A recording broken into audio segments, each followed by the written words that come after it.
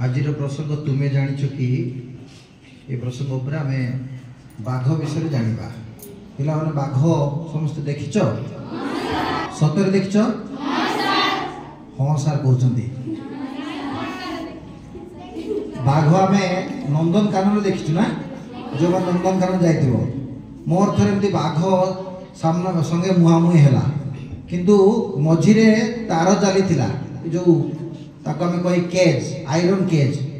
मु ता सहित आखि मिलवा पे चेष्टा कली, किंतु से एते जोर रे मते चिलेकी डरेला सते जेमती मो कलिजा बाहर पड़ला आ थरिली मु किछ समय। से जा हो आज बाघ विषय रे आमे किछि तथ्य रोचक तथ्य जानिबा।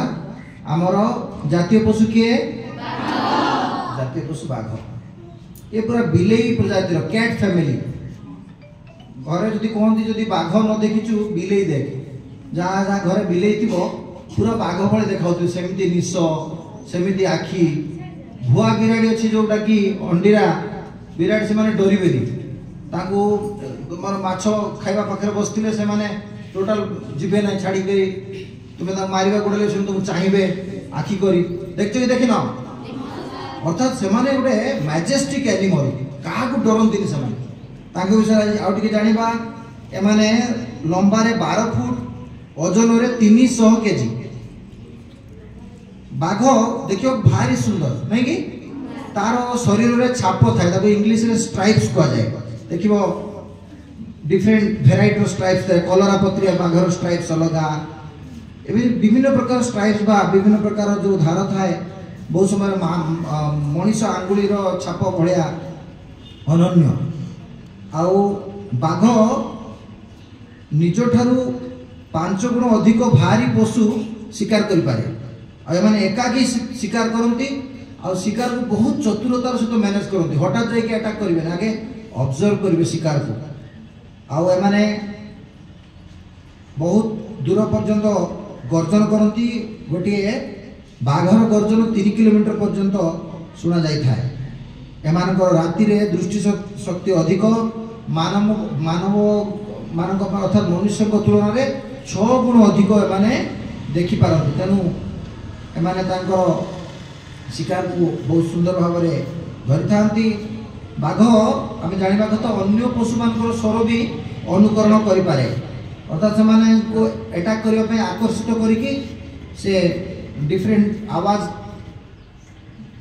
काढ़ी थाए एवं शिकार को आकर्षित करथाए।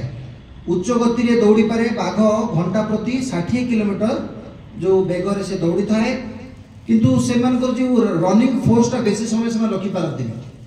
अर्थात किसी समय मन कर 2-4 किलोमीटर दौड़ला पर से छाड़ी में डिस्कवरी चैनल जो मैंने देखी हरिण दौड़ी बाघ ता पचर दौड़ू, किसी समय पर बाघ क्विट कर दिए।